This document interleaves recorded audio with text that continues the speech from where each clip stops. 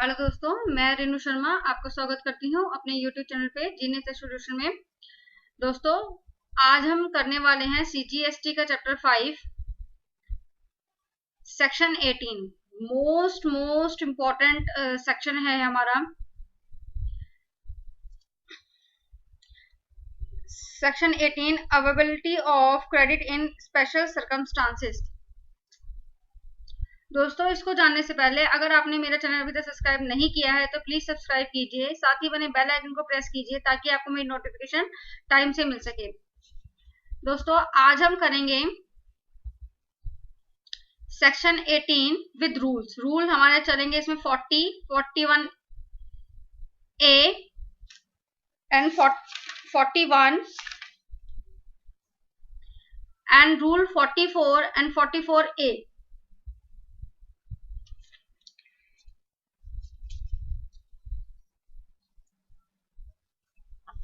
दोस्तों, आज हम करेंगे section 18 availability of credit in special circumstances.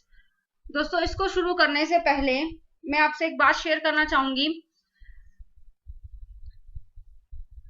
अगर हमने इस सेक्शन की हमें जानकारी है तो दोस्तों हम जीएसटी रजिस्ट्रेशन की जो हम फीस चार्ज करते हैं, जो भी कई लोग 500 चार्ज करते हैं, कोई लोग 1000 चार्ज करते हैं, कोई 2000 तक चार्ज करते हैं।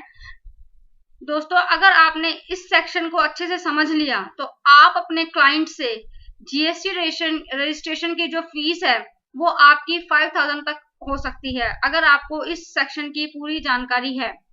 बहुत से लोगों को इस सेक्शन की जानकारी नहीं होने की वजह से वो अपने क्लाइंट्स का भी नुकसान करवा देते हैं कई बार, क्योंकि वो उनको प्रॉपर इनपुट टैक्स क्रेडिट का बेनिफिट नहीं दिला पाते हैं। तो दोस्तों, आइए बढ़ते हैं सेक्शन 18 की तरफ। Section 18 subsection 1, subject to such conditions and restrictions as may be prescribed. दोस्तों, हम अपने हर सेशन में बताते हैं प्रिस्क्राइब्ड का मतलब क्या होता है। प्रिस्क्राइब मीन्स रूल्स, जो भी रूल्स में लिखा है उसके हिसाब से ही हमें अपना काम करना है। A person who has applied for registration under this act within 30 days from the date on which he becomes liable to registration and has been granted such registration shall be entitled to take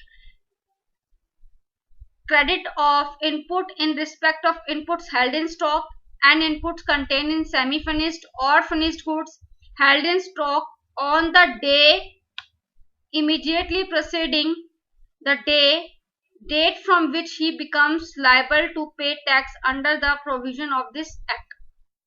दोस्तों, इसमें हमें क्या बताता है, जो person liable होता है registration के लिए, उसकी जो थ्रेशोल्ड लिमिट क्रॉस कर जाती है 40 लाख, 20 लाख या 10 lakh according to the states, अगर वो अपना रजिस्ट्रेशन विद इन 30 डेज करा लेता है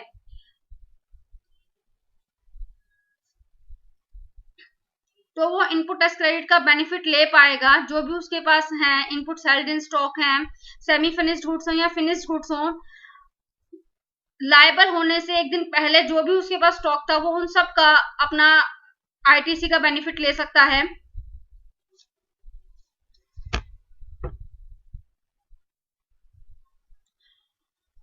और इसके बी में हमें बताया गया है, a person who takes registration under subsection 3 of section 25 shall be entitled to take credit of input tax in respect of inputs held in stock and inputs contained in semi-finished goods, finished goods held in stock on the day immediately preceding the date of grant of registration। दोस्तों, हमने section 25 हम already कर चुके हैं। अगर आपको section 25 समझना है तो आप हमारी वीडियोस देख सकते हैं, वो हमने अपलोड करी हुई हैं। इस सेक्शन 3 में हमें बताया गया था वॉलंटरी रजिस्ट्रेशन। मान लीजिए जिसकी कोई थ्रेशोल्ड लिमिट भी क्रॉस नहीं होती है, वो अपनी इच्छा से रजिस्ट्रेशन लेना चाहता है, तब भी वो अपने जो इनपुट उसके पास रखे हुए हैं, हेल्ड इन स्टॉक हैं, सेमी फिनिश्ड गुड्स हैं, फिनिश्ड गुड्स हो, वो उन दोनों का बेनिफिट ले सकता है आईटीसी का।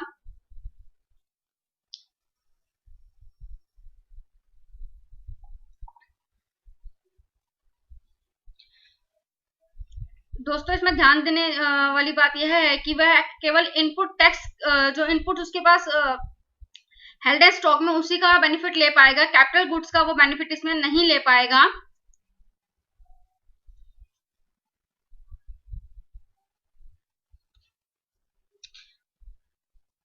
अगर जो न्यू रजिस्ट्रेशन करते हैं फॉर्म RG 01 के अकॉर्डिंग,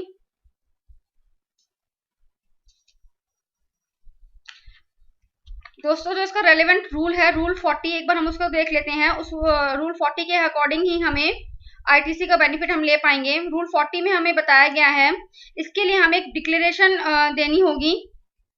जो डिक्लेरेशन हमें देनी है GST ITC 01 के फॉर्म में, ये विदिन 30 डेज हमें फिल करना है after the getting registration.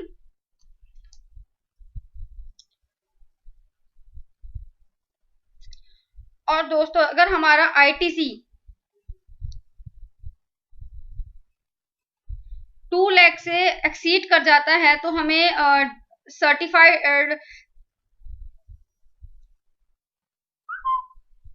Declaration देनी होगी। जो सर्टिफाइड करेगा प्रैक्टिसिंग चार्टर्ड अकाउंटेंट या फिर कॉस्ट अकाउंटेंट, उस डिक्लेरेशन के साथ अटैच करना होगा हमें, तभी हम ITC का बेनिफिट ले पाएंगे।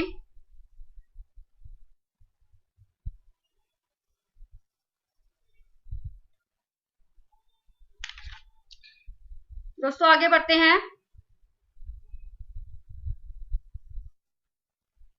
पॉइंट नंबर C पे, where any registered person cease to pay tax under section 10, he shall be entitled to take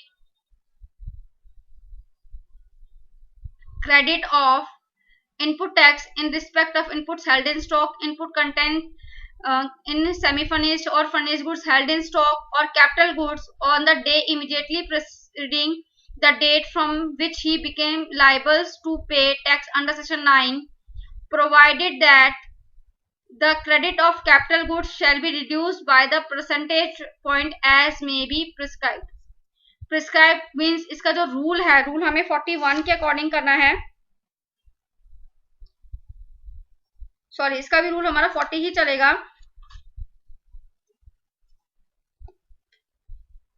इसमें हमें बताया गया है, अगर मान लीजिए कोई उसने रजिस्ट्रेशन करा रखा था, रजिस्टर्ड पर्सन ने under section 10, that means composition scheme में, कंपोजिशन स्कीम में तो वो इनपुट टैक्स क्रेडिट का बेनिफिट नहीं ले पाता, ये हमें ऑलरेडी पता है।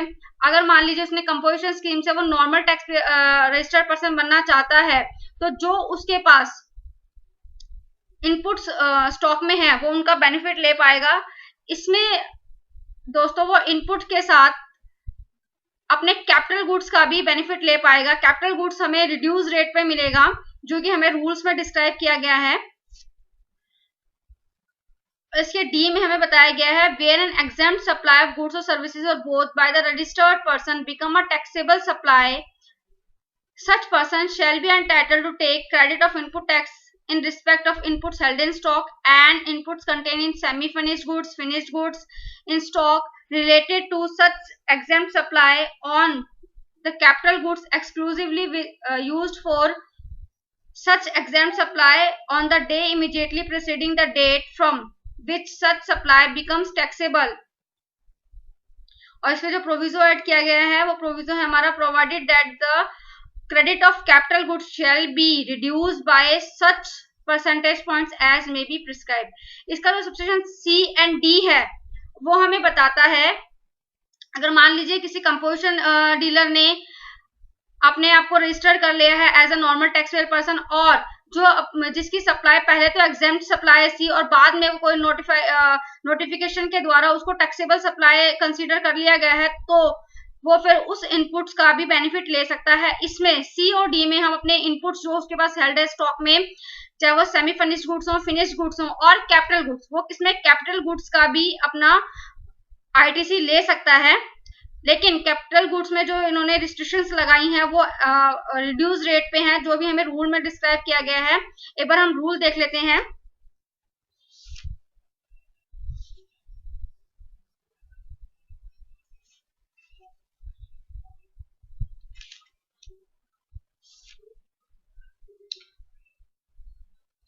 और दोस्तों इसके लिए भी हमें डिक्लेरेशन जो देनी होगी वो ITC 01 के फॉर्म में ही देनी होगी।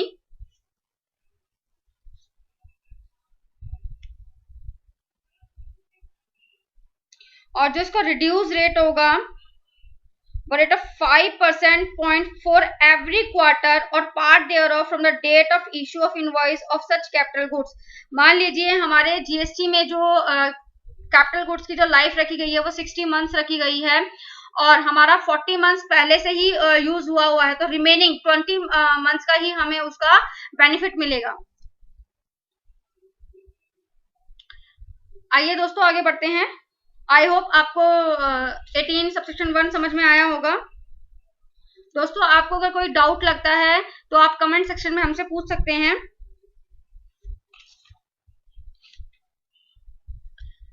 A registered person shall not be entitled to take input tax credit under subsection 1 in respect of any supply of goods or services or both to him after the expiry of 1 year from the date of issue of tax invoice relating to such supply। दोस्तों इसमें ध्यान देने वाली बात यह है कि हमें अगर मान ली हमने जो इनपुट टैक्स क्रेडिट का बेनिफिट लेना है, जो उसके इनवॉइसिंग है 1 ईयर से ज्यादा के होंगे तो हम उसका इनपुट टैक्स क्रेडिट का बेनिफिट नहीं ले पाएंगे।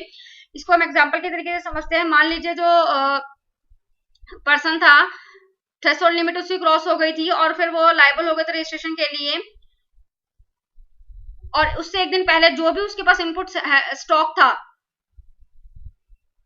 उसका वो बेनिफिट ले पाएगा। जो भी उसके पास इनपुट टैक्स क्रेडिट का बेनिफिट है वो 1 ईयर से कम होना चाहिए। मान लीजिए एक उसके पास स्टॉक रखा है 3 मंथ्स पुराना, तो उसका वो बेनिफिट ले पाएगा। और दूसरा जो उसके पास स्टॉक रखा है किसी रीजन से सेल आउट नहीं हो पाया और जो उसका परचेज इनवॉइस है वो 1 ईयर प्लस 2 मंथ्स का है, तो वो उस इनपुट टैक्स उस का बेनिफिट नहीं ले पाएगा इसमें। आइए आगे बढ़ते हैं। Where there is a change in constitution of a registered person on account of sale, merger, demerger, amalgamation, lease or transfer of his business with the specific provision for transfer of liabilities, the said person shall be allowed to transfer the input tax credit which remains unutilized in his electronic credit ledger to such sold, merged, demerged, amalgamated, leased or transfer business in such manner as may be prescribed।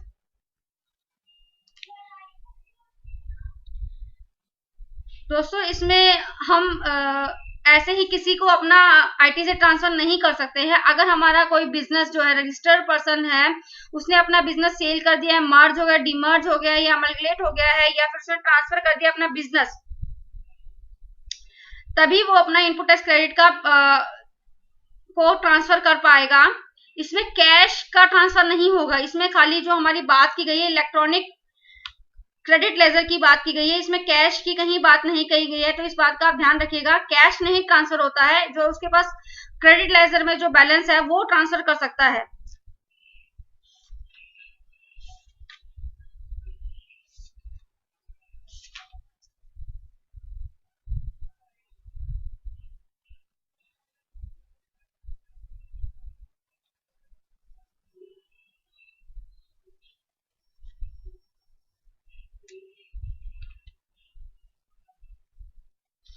दोस्तों इसके लिए भी हमें declaration एक देनी होगी। जो declaration हमें फाइल करनी है वो जीएसटी आईटीसी 02 में हमें फाइल करनी है और ये हमें सर्टिफाइड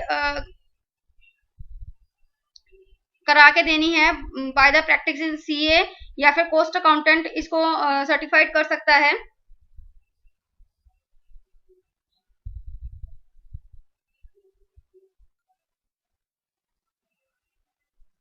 इसमें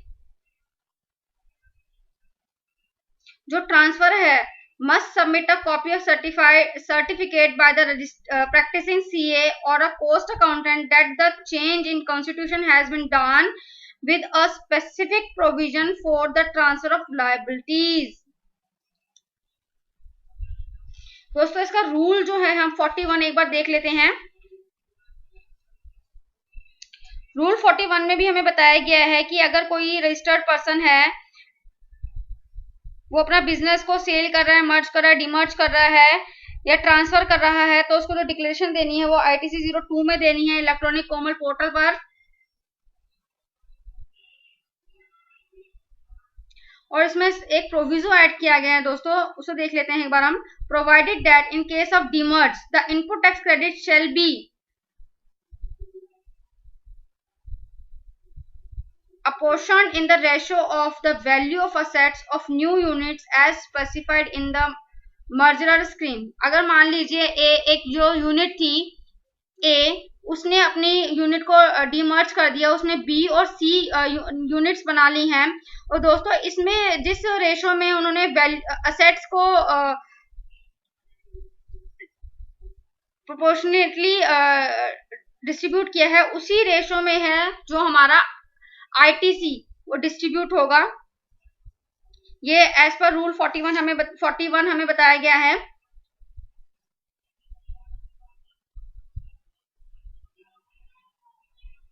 और उसको जो है सर्टिफाइड कॉपी देनी है,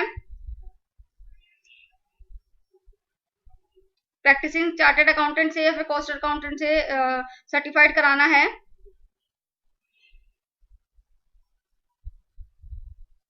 और जो ट्रांसफरी है उसको जो आईटीसी 02 की जो उसके पास आई है उसको एक्सेप्ट करना है, तभी उसके पास ट्रांसफर होगा।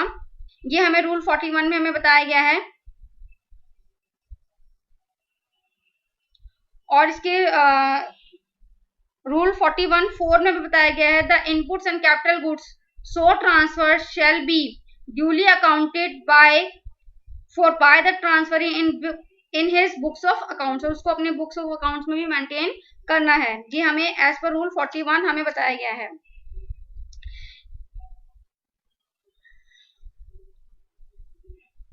दोस्तों हमने 18 में सबसेक्शन 1, 2 एंड 3 में हमारे इनपुट टैक्स क्रेडिट की बात की गई है। अब हमारे सबसेक्शन 4, 5 एंड 6 में रिवर्सल की बात की गई है। एक बार से देख लेते हैं,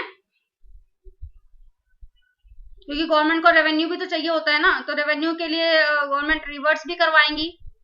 तो रूल हम पढ़ते हैं subsection 4, where any registered person who has availed of input tax credit and opts to pay under section 10 or where the goods or services or both supplied by him become wholly exempt, he shall pay an amount by the way of debit in electronic credit ledger or electronic cash ledger equivalent to the credit of input tax in respect of inputs held in stock, input contained in semi-finished goods, finished goods in stock or capital goods, reduced by such percentage points as may be prescribed on the day immediately preceding the date of exercising of such option, or as the case may be the date of such exemption, provided that after payment of such amount the balance of input tax credit, if any, lying in his credit account shall be lapsed।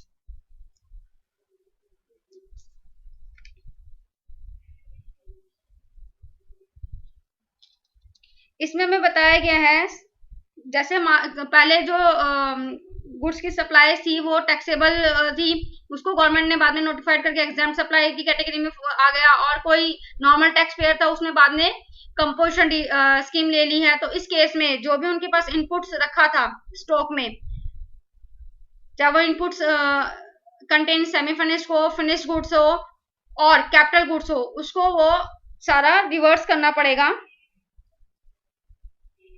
इसके लिए हमें declaration file करनी है ITC 03 as per rule 44।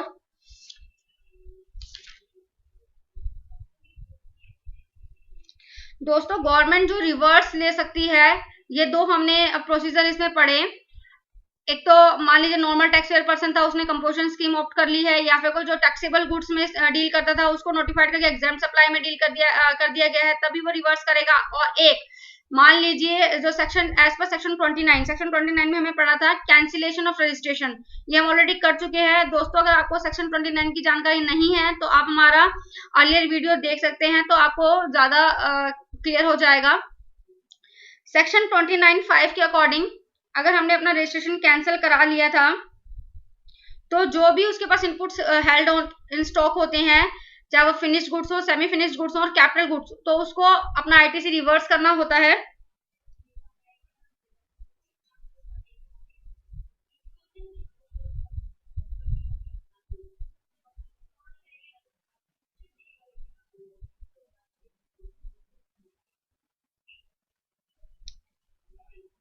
As per rule 44 इसमें हमें बताया गया है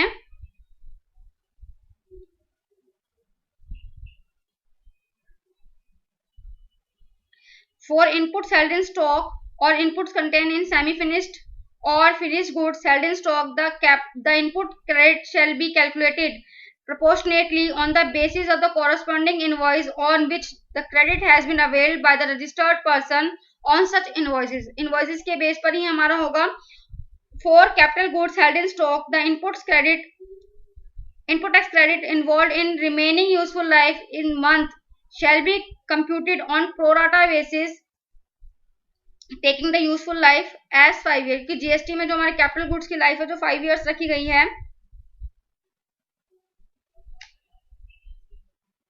इसे एक इलस्ट्रेशन से समझते हैं दोस्तों. कैपिटल गुड्स जो हमारे यूज हो चुके हैं वो 4 years 6 months एंड 15 days हमारे यूज हुए थे, और जो इसकी रिमेनिंग लाइफ बची है वो हमारी 5 months बची है. हम जो इसके जो इग्नोर कर देंगे पार्ट ऑफ द मंथ,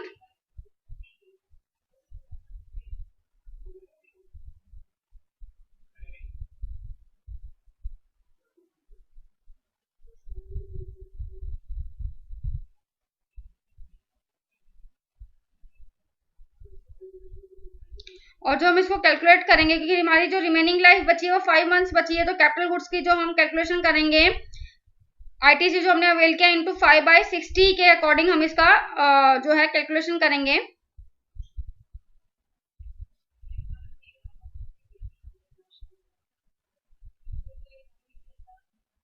ये हमारे रूल 44 में हमें बताया गया है, और जो हमें डिक्लेरेशन देनी है वो आईटीसी 03 के फॉर्म में देनी है.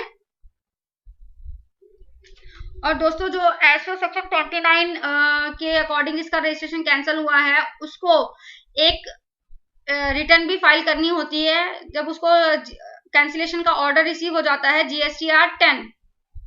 ये बहुत ही इंपॉर्टेंट रिटर्न है जो बहुत से लोगों को पता नहीं होती, और उसके ऊपर लायबिलिटी आ जाती है लेट फीस की. As per section 47 5000 CGST plus 5000 SGST. दोस्तों तो आपका जब भी रजिस्ट्रेशन कैंसिल हो जाता है उसके रजिस्ट्रेशन ऑर्डर आने के बाद आपको ये रिटर्न भरनी कंपलसरी है.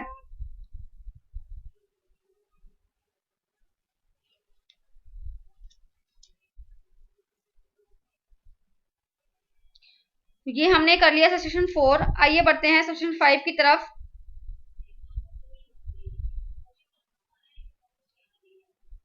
और दोस्तों इसमें जो प्रोविजो ऐड किया है तो ध्यान दीजिए. Provided that after the payment of such amount the balance of input tax credit if any lying in electronic credit letter shall lapse. वो लैप्स भी हो जाता है अगर आपने उसको यूज नहीं किया, यूटिलाइज नहीं किया. तो जब भी आप अगर अपना रजिस्ट्रेशन कैंसिल करते हैं एज पर सेक्शन 29, तो भी आपको जो आपके पास इनपुट सेटअप करने के बाद कुछ बचता है तो आप उसका रिफंड ले सकते हैं.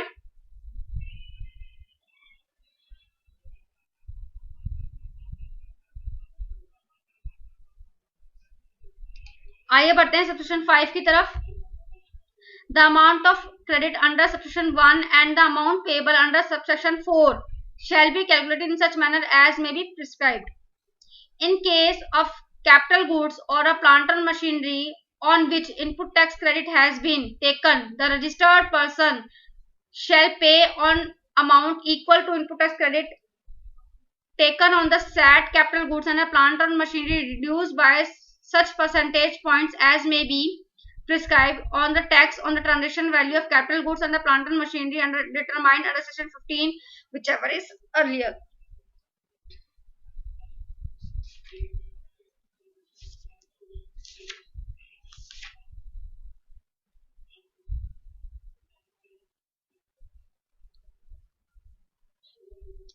दोस्तों इसमें बताया गया है जो कैपिटल गुड्स की जो कैलकुलेशन करनी है हमें,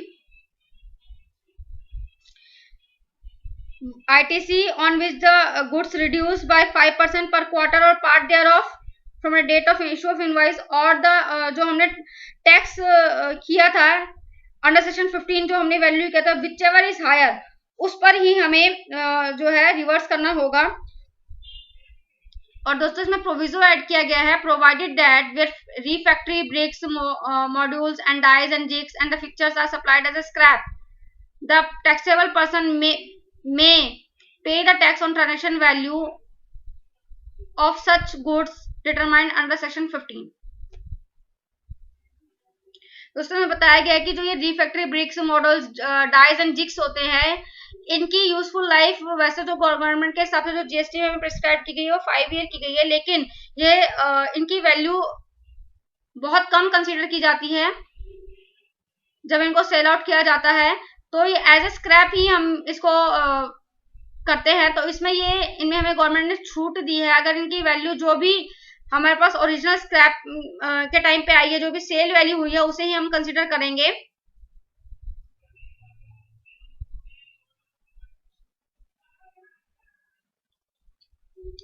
आई होप दोस्तों आपको सेक्शन 18 समझ में आया होगा।